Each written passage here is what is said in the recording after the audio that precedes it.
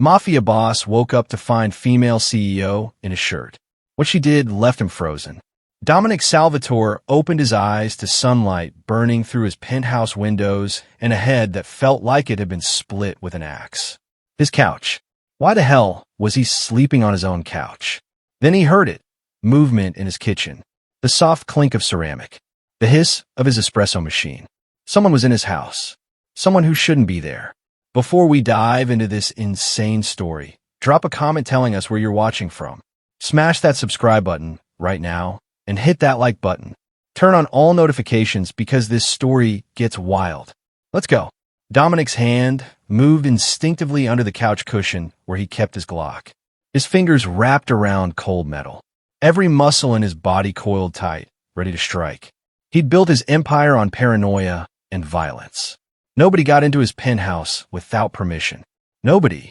He sat up slowly, gun hidden behind his back, and turned toward the kitchen. His brain short-circuited. A woman stood at his counter, back to him, wearing nothing but his white dress shirt. Her legs were bare, the shirt barely covering her thighs. Dark hair fell in waves down her back. She moved with casual confidence, like she owned the place, pouring coffee into 2 mugs. What the? Dominic's voice came out rough, confused. She turned around, smiled, not nervous, not apologetic, amused. Good morning. Her voice was smooth, controlled. You really don't remember last night, do you? Dominic stared. The woman was beautiful. Sharp cheekbones, intelligent eyes, the kind of face that commanded boardrooms and destroyed men who underestimated her. But that wasn't what froze him. It was the way she looked at him, like she knew something he didn't. Like she had power here. Who the hell are you? Dominic stood, gun still hidden, his 6'3" frame radiating danger. And why are you wearing my shirt? She set down the coffee cups slowly, deliberately, tilted her head. I'm Isabella Chen, the woman whose life you saved last night. She paused, let that sink in. And the woman whose company technically owns this building you're standing in. Dominic's world tilted. What? Chen Technologies. I own the property. You're my tenant, Mr. Salvatore. Though I have to say, she glanced around his luxury penthouse, you've made some interesting modifications. His mind raced, grasping for memories through the fog. Storm. Rain. Something about a car. His head pounded harder. I didn't save anyone last night, Dominic said, but even as he said it, fragments flickered. Headlights. Screaming metal. Water. You pulled me out of the river, Isabella said, her voice softer now. My car went off the bridge in the storm. You were driving by. You jumped in, dragged me out, brought me here because the hospitals were too far and I was drowning in my own lungs. The memories slammed back. The woman's face pale in his headlights. Her car sinking. Him diving into black water without thinking. Pulling her out. Bringing her to his penthouse because it was close, because she needed help now, not in 20 minutes. I gave you my bed, Dominic said slowly, remembering. I took the couch. You did. Isabella's expression was unreadable. Very gentlemanly for a man with your reputation. How do you know my reputation? Everyone knows Dominic Salvatore. She picked up 1 coffee cup, sipped. Philadelphia's most dangerous man. Runs half the city's underground while operating a chain of nightclubs as cover. The FBI's been after you for years, but you're too smart. Too careful. She studied him over the rim. Until last night. Dominic's jaw clenched. What happened last night? Before Isabella could answer, a door burst open. Daddy! Daddy! 2 5-year-old boys in Spider-Man pajamas exploded into the living room. Marco and Leo, Dominic's twin sons, stopped dead when they saw Isabella. Their mouths fell open. Who's that? Leo whispered, loud enough for everyone to hear. Is she your girlfriend? Marco asked, eyes wide. Dominic's brain completely flatlined. Boys, go back to your room. You're pretty, Leo interrupted, walking straight toward Isabella. Are you a princess? Isabella knelt down to their level, and Dominic watched something impossible happen. Her CEO armor cracked. Her expression softened. She smiled, genuine, warm, nothing calculated about it. Just someone her daddy helped last night, she said gently. You're wearing daddy's shirt, Marco announced. That means you're staying for breakfast. Does it now? Isabella glanced at Dominic, eyebrow raised. It means she's leaving, Dominic said firmly. Right now? Boys, go to the playroom. I'll make pancakes in a minute. But Daddy, they both whined. Now! The tone worked. The boys shuffled toward the playroom, but not before Marco turned back. I hope you stay. Daddy needs a girlfriend. He's lonely. The door closed. Silence crashed down. Isabella stood slowly, set down her coffee. Your sons are adorable. They're off limits, Dominic said coldly. Whatever game you're playing. Game. Isabella's voice hardened. Someone tried to kill me last night, Mr. Salvatore. Cut my brake lines. Sabotaged my steering. Made it look like an accident. I was supposed to die in that river. Dominic's hand tightened on his hidden gun. And you think I had something to do with it? If you wanted me dead, I wouldn't have woken up. She pulled out her phone, tapped the screen, turned it toward him. But someone wanted us both compromised. The phone showed a gossip website. The headline screamed, Tech CEO Isabella Chen spotted entering mob boss's penthouse. Scandal rocks Silicon Valley. Below it, photos. Time-stamped. Isabella entering his building last night. Soaking wet, Dominic's arm around her. Another photo.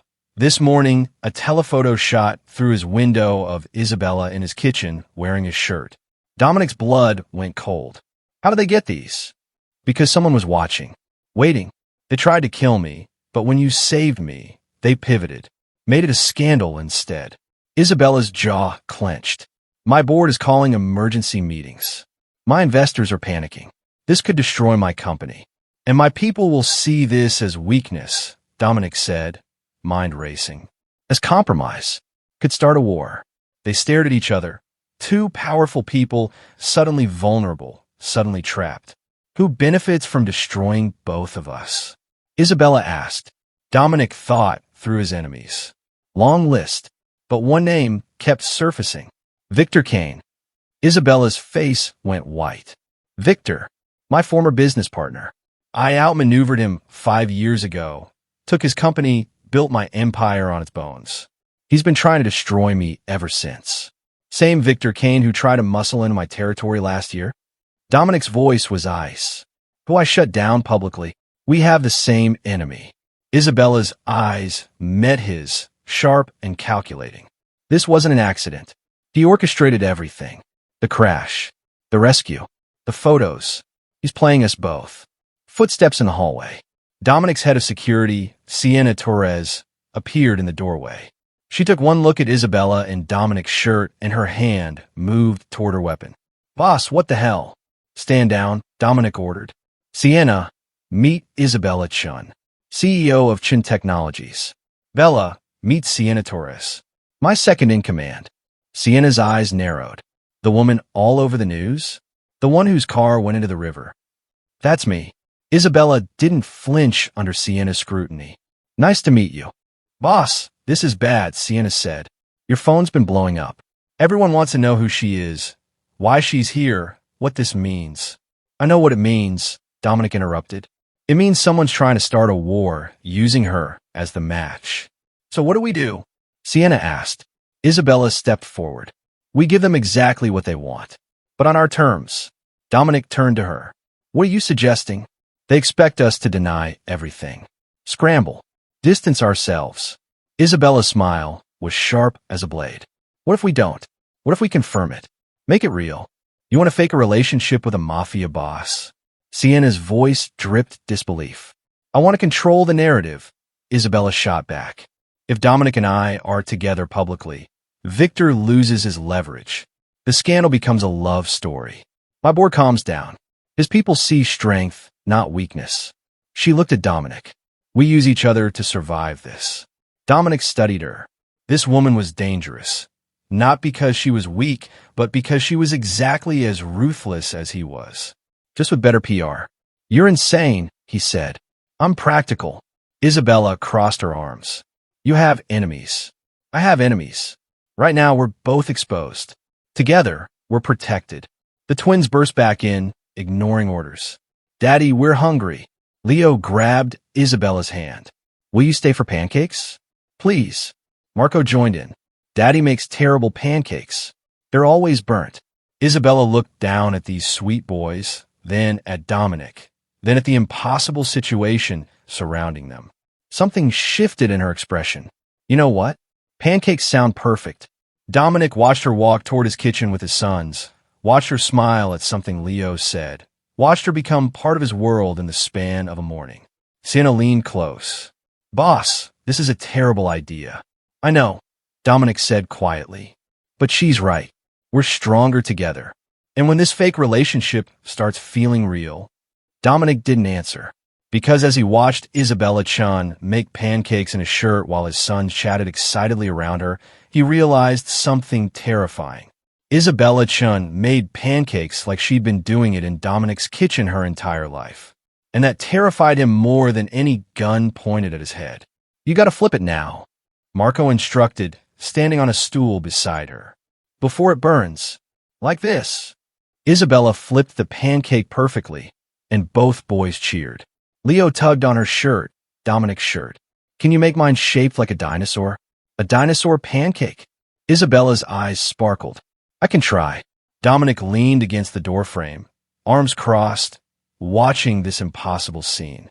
A billionaire CEO in bare feet and his dress shirt, making dinosaur pancakes for his sons while Sienna ran security checks and his empire burned down around him.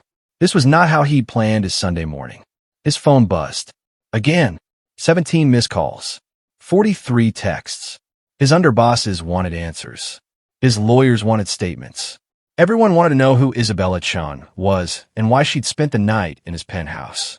Boss. Sienna appeared beside him, voice low. We pulled security footage from last night. Her car was definitely sabotaged. Professional job. Brake lines cut, steering column compromised. Someone wanted her dead. Victor, Dominic said. That's what I'm thinking. But there's more. Sienna showed him her tablet. Look at the timing. Her car goes off the bridge at 10:47 p.m. You pull her out at 10:52.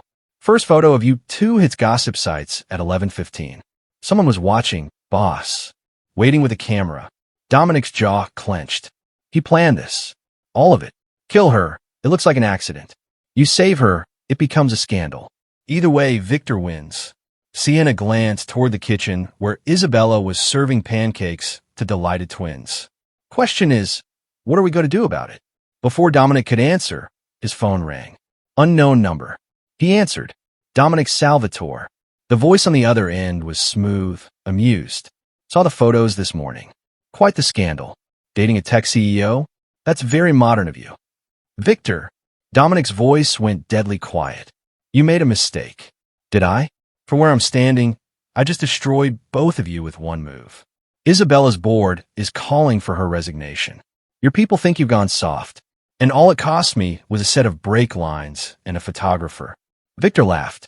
You should thank me. I gave you both a very memorable last night before your empires crumble. The line went dead. Dominic stared at his phone, rage burning cold in his chest. Then he walked into the kitchen where Isabella was cutting dinosaur pancakes for Leo. We need to talk. Now. Isabella looked up, read his expression, nodded.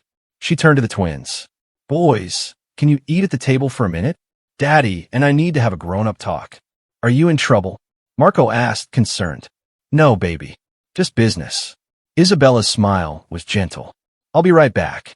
The boys ran to the table with their plates. Isabella followed Dominic into his study, Sienna closing the door behind them. Victor just called, Dominic said. Admitted everything. He's proud of it. Isabella's expression hardened. He always did love being the smartest person in the room. He's not smart. He's dead. Dominic's voice was ice. Nobody tries to kill someone under my protection and walks away. I'm not under your protection, Isabella said quietly. You are now. Dominic met her eyes. The second I pulled you from that river, you became mine to protect. That's how this works. I don't need protection. Your brake lines were cut by a professional. Your car was sabotaged. You nearly died. So yes, you need protection.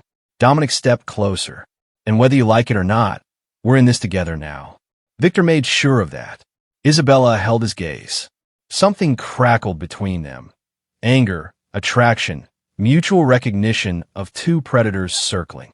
Then we do this my way. Your way. We make it real. Not actually real, but publicly real. I hold a press conference. Confirmed relationship. You stand beside me, looking powerful and protective. We control the narrative before Victor can spin it further. Sienna whistled low. You want to fake date a mafia boss. In public. I want to turn his weapon against him. Isabella pulled out her phone, already typing. I'll tell my board I'm seeing someone. Someone powerful enough to protect me. Connected enough to be useful. Wealthy enough to be respectable. They'll hate it, but they won't be able to fire me for it. And my people? Dominic asked.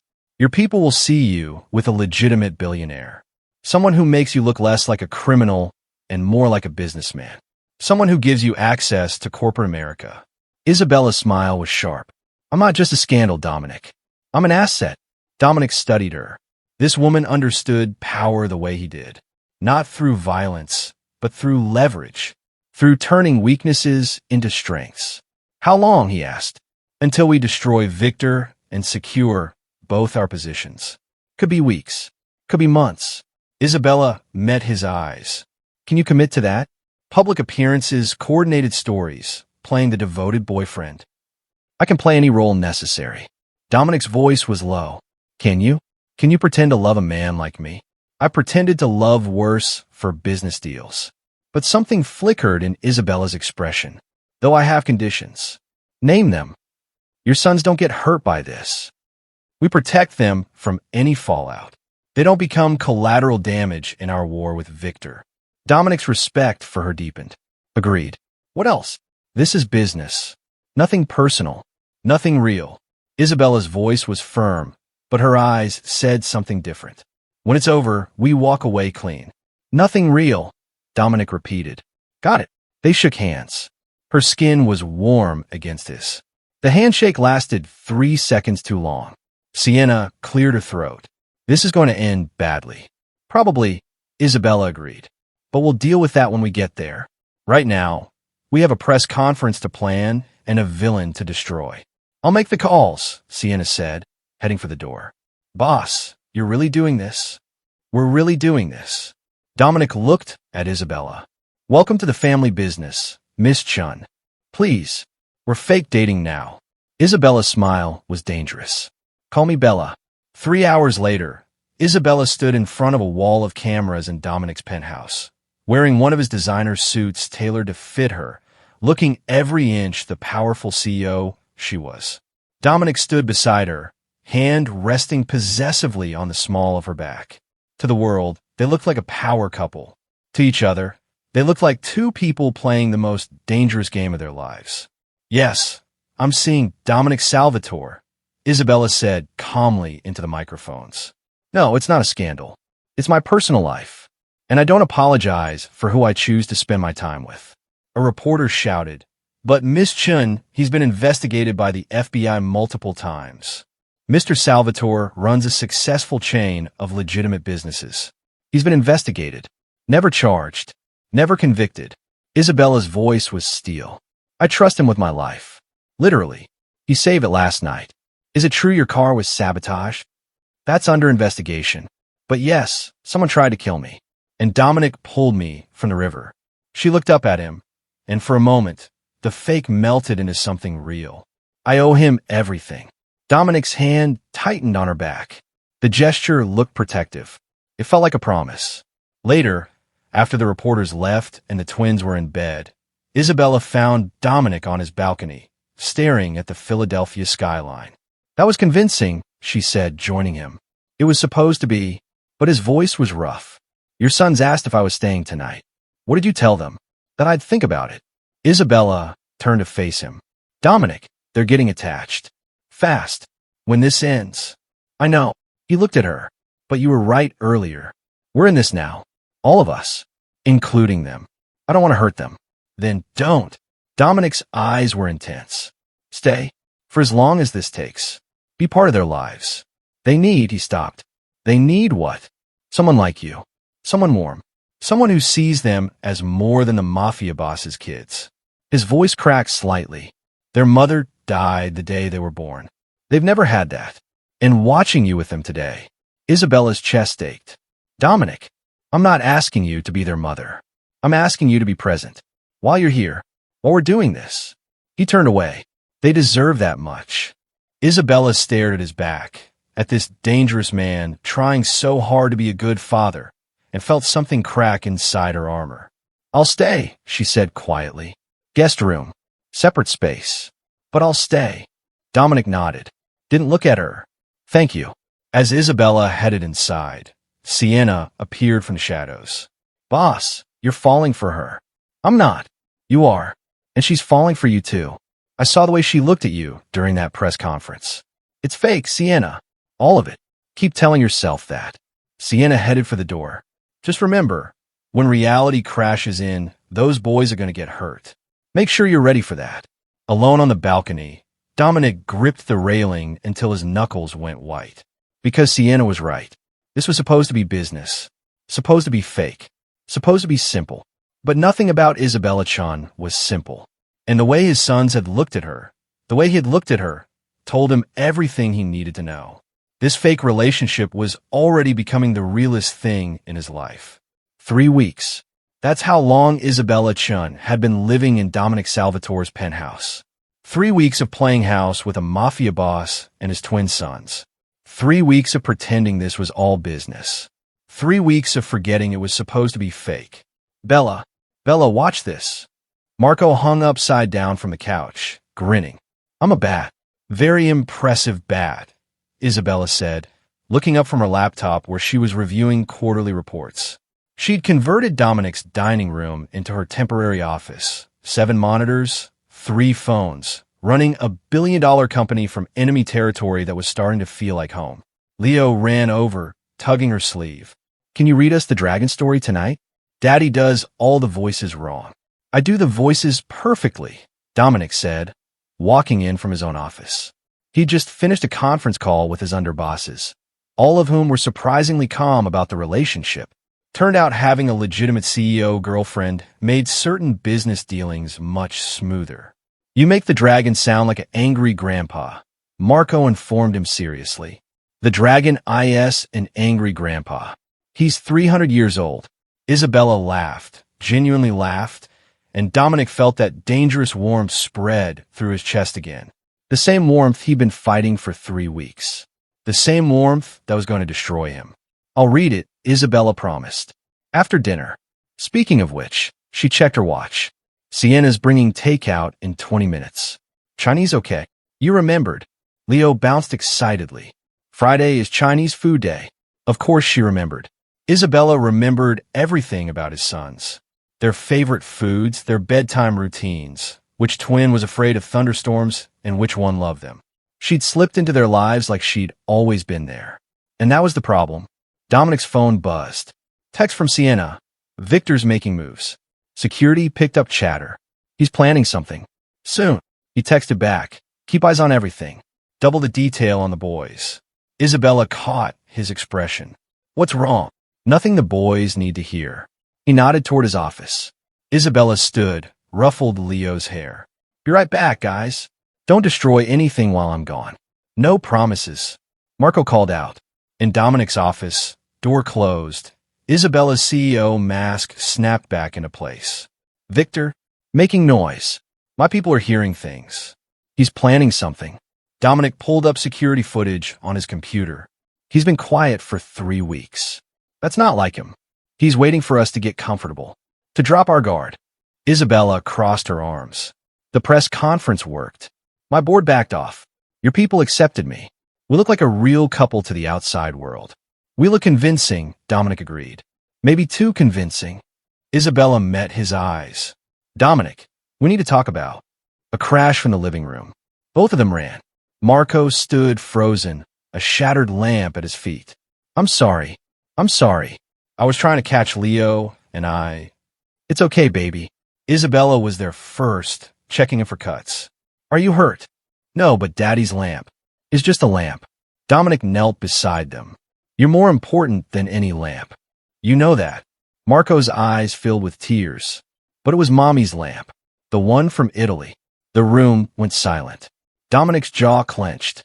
That lamp had been Sophia's, one of the few things he'd kept after she died. An antique she'd brought from Rome. Isabella looked at Dominic, saw the grief flash across his face before he buried it. She made a decision. Then we'll fix it, she said firmly. I know a restoration expert in New York. We'll send it to her. She fixes priceless antiques all the time. Your mommy's lamp will be perfect again. I promise. Marco looked up at her with hope. Really? Really? But Marco. Isabella cupped his face gently. Your mommy would care more about you being safe than about a lamp. Okay. Things can be replaced. You can't. The boy threw his arms around her neck. Isabella held him, looking at Dominic over Marco's head. The expression on Dominic's face made her breath catch. Raw, vulnerable, completely undone. That night, after the boys were asleep, after the lamp had been carefully packed for shipping, after the Chinese food had been eaten and the dragon story had been read with proper voices, Isabella found Dominic in his study with a glass of whiskey. You didn't have to do that, he said quietly. The lamp. Yes, I did. For Marco. And for you. Isabella sat on the edge of his desk. You loved her. Sophia. Your wife. I did. Dominic stared into his glass. Met her when I was 23. Married her at 25. She was good. Pure. Everything I wasn't. She saw something in me worth saving. And then she died giving you your sons. Complications during delivery. The doctor said it was rare, unpredictable. She was healthy 1 minute, gone next. His voice was hollow. I held her hand while she died. Held my newborn sons while I buried their mother. And I swore I'd never let anyone that close again. Never give anyone that power to destroy me. Isabella's chest ached. Dominic, but you're doing it anyway. He looked up at her, eyes intense. You're getting close. To them. To me. And I don't know how to stop it. Maybe we don't stop it. Isabella's voice was barely a whisper. Maybe we just see where it goes. This was supposed to be fake. I know. Supposed to be business. I know. Supposed to end when Victor was dealt with. I know. Isabella slid off the desk, stood in front of him. But it's not fake anymore, is it? Hasn't been for a while. Dominic stood slowly, towering over her. When did it stop being fake for you? About 2 weeks ago, when Leo had that nightmare, and I stayed with him until he fell back asleep. When I realized I wasn't comforting him for the cameras or for appearances. I was doing it because she stopped. Because you what? Because I care about them. About you. About this family we're pretending to be. Isabella's voice cracked. And that terrifies me, Dominic. Because I don't do vulnerable. I don't do feelings. I built my empire by being cold and calculating and never letting anyone in. Same, Dominic said roughly. But Bella, you're in. You're already in. And I don't. His phone exploded with alerts. Seeing his name, flashing red. Dominic answered. What? Boss, we have a situation. Armed men spotted near the twin school. 3 vehicles. Professional setup. This is Victor making his move. The boys are here. With me. I know. But boss, he's not going for them at school. He's going for them now. At the penthouse. He knows their schedule. Knows their home. He's coming for them tonight. Dominic's blood turned to ice. How long do we have? 15 minutes. Maybe less. I'm 5 minutes out with backup, but lock down the building. Get everyone out. Clear the floors. Dominic was already moving, pulling weapons from hidden compartments. Nobody gets to this floor. Nobody. Isabella was right behind him. What's happening? Victor's coming. For the boys. For you. For all of us. Dominic shoved a gun into her hands. Do you know how to use this? Yes. Her voice was steady. My father taught me. Before the cancer took him. Good. Because we're about to have company. And Bella. Dominic cupped her face. Whatever happens, you protect those boys. You get them to the panic room, and you don't come out until I give the all clear. Understood. What about you? I'll handle Victor. Dominic, you can't. I said I'll handle it. His voice was steel, but his eyes were afraid. Not for himself. For them. Promise me. Promise me you'll protect them. Isabella grabbed his face. Kissed him hard. Fast. Desperate. I promise. But you come back to us. You hear me? You come back. I'll try. Not good enough. Isabella's voice broke. I didn't fall in love with you just to watch you die. Dominic Salvatore. You come back. The world stopped.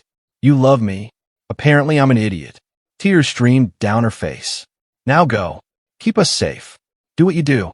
Be the terrifying man everyone fears. But then you come back and be the man I fell in love with. Dominic kissed her again, longer, deeper, like it might be the last time. I love you too. In case we don't. We will. Now go. Isabella ran to the boys' room. Found them still sleeping, peaceful, unaware. She scooped Leo into her arms, shook Marco awake. Bella. Marco rubbed his eyes. What's wrong? We're playing a game, baby. A hide-and-seek game. We're going to hide in Daddy's special room, and we're going to be very, very quiet. Can you do that? Marco's eyes went wide. He was 5, but he was smart. He'd grown up in this world. He knew danger when he saw it. Bad men, he whispered. Maybe, but Daddy's going to keep us safe. I promise. Come on. She carried Leo, held Marco's hand, ran to the panic room hidden behind Dominic's bookshelf. Bulletproof walls. Reinforced door. Enough supplies to last a week. As the door sealed shut, Isabella heard it. Gunshots. Shouting. The sound of violence erupting in the home that had started to feel like hers. She held both boys close, covering their ears, whispering promises in Italian that she prayed she could keep. And she prayed to a god she wasn't sure she believed in, that Dominic Salvatore was as dangerous as his reputation claimed. Because the man she loved was out there fighting for their lives. The gunfire lasted exactly 4 minutes and 37 seconds. Isabella counted every second, holding Marco and Leo so tight they could barely breathe, whispering prayers in English and Italian and Mandarin. Every language she knew, begging every god she'd ever heard of to keep Dominic alive. Then silence. Absolute, terrifying silence. Bella, Marco whispered, is Daddy okay? I don't know, baby. Isabella's voice shook. But we stay here until... 3 knocks on the panic room door. Pause. 2 more knocks. Then 1. Their code. Dominic's code. Isabella's hands trembled as she entered the sequence to unlock the door. It slid open. Dominic stood there, blood on his shirt, cut on his cheek, but alive. So beautifully, impossibly alive. Daddy. Both boys launched themselves at him. He caught them, held them like they were his entire world. I'm okay. I'm okay. You're safe now. Isabella stood frozen, legs shaking. Victor, dead. Dominic's voice was flat. His men, too. Sienna's team is cleaning up. But Bella, we need to go. Now. This place is compromised. Victor wasn't working alone. What do you mean? He had backing. Money, resources, intel he shouldn't have had. Dominic's jaw clenched. Someone bigger was pulling his strings. Someone who wants both of us gone. Isabella's CEO brain kicked into overdrive. Who benefits from both our deaths? That's what we're going to find out. But not here. Pack light. We're leaving in 5 minutes. 48 hours later, they were in Dominic's safe house 3 hours outside Philadelphia. Converted farmhouse, state-of-the-art security, completely off the grid. The boys thought it was an adventure. Isabella and Dominic knew it was survival. Sienna spread files across the dining table. Pulled Victor's financial records. Found a money trail. You're not going to believe who was funding him. Try me, Dominic said. Richard Montgomery, Bella's biggest investor. The man who owns 20% of Chun Technologies. Isabella's face went white. Richard? That's impossible. He's been with me since the beginning. He's also been leveraging your company as collateral for illegal loans to fund expansion into Dominic's territory, Sienna continued. He needed you gone so he could take control of Chun Tech. And he needed Dominic gone so he could move his own operations into Philadelphia. 2 birds, 1 Victor Kane. That son of a... Isabella was already on her laptop, fingers flying. He's been embezzling. I can see it now. Millions in consulting fees that went nowhere. Investments in shell companies. God, I was so blind. You trusted him, Dominic said quietly. Trust is how you get killed in business. Isabella's voice was ice. I should have known better. So what do we do? Sienna asked. Montgomery's untouchable. Connected. Legitimate. We can't just kill him. Dominic finished. No, but we can destroy him. Legally. Isabella looked up. You want to go legal? I want to go smart. Dominic sat beside her. You have evidence of embezzlement. I have evidence of his criminal connections. Together, we have enough to bury him and everyone he's connected to. The FBI would love this, Sienna said slowly. They've been trying to nail Montgomery for years. Then we give them exactly what they need. Isabella's smile was sharp as a blade. But on our terms. Full immunity for Dominic. Clean slate. He walks away from the criminal empire, and I walk away with my company intact. You think they'll go for it? Sienna asked. They will when they see what we're offering. Isabella pulled up files. Montgomery's connected to half the organized crime on the East Coast. Dominic hands them the kingdom, Montgomery goes down, and everyone wins. Except me, Dominic said quietly. I'd be giving up everything my family built.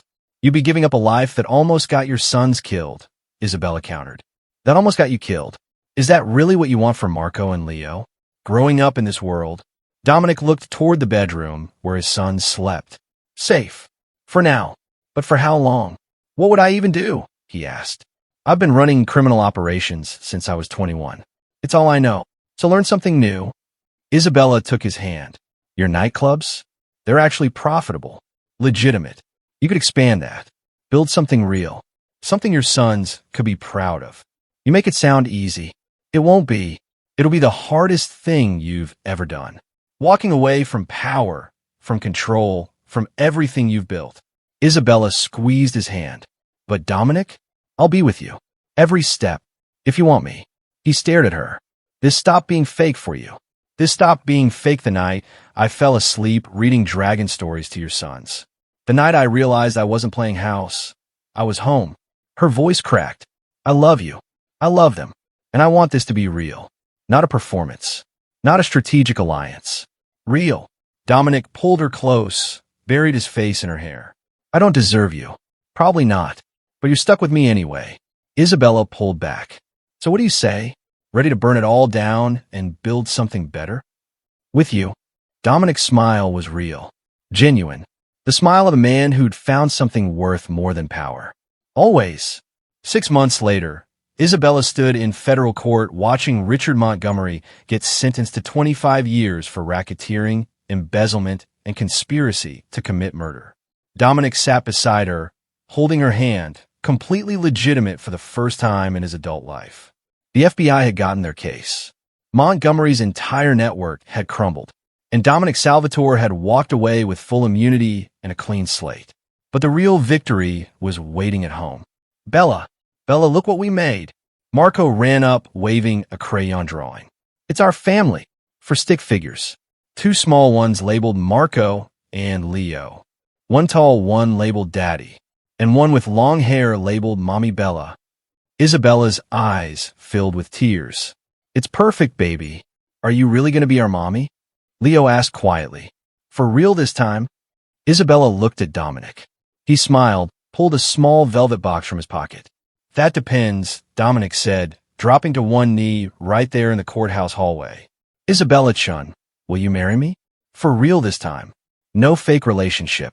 No business arrangement. Just you, me, and 2 boys who love you more than anything. And Daddy loves you too, Marco announced helpfully. He told us this morning. Isabella laughed through her tears. You told them before you told me? I needed to make sure they approved. Dominic's smile was soft. So, what do you say? Ready to make this official? Isabella pulled him to his feet, kissed him in front of federal marshals and lawyers and everyone else. I've been ready since the morning I woke up in your shirt and realized I never wanted to leave. The boys cheered. Sienna, standing nearby, wiped her eyes. I knew this fake relationship thing was a bad idea. Best bad idea I ever had, Dominic said, sliding the ring onto Isabella's finger. 1 year later, Isabella stood in the kitchen of their new house. Not the penthouse, something warmer, safer, with a yard where the twins could play. She was making pancakes. Regular, round pancakes. Not dinosaur-shaped. The boys were older now. 7 years old and starting 2nd grade. Dominic walked up behind her, wrapped his arms around her waist, rested his hand on the small bump beginning to show. How's our daughter? He whispered. Active. Just like her brothers. Isabella leaned back against him. You think they're ready to be big brothers? They've been planning for months. Marco wants to teach her Italian. Leo wants to teach her about dinosaurs. She's going to be very confused. She's going to be perfect. like her mother. Isabella turned in his arms.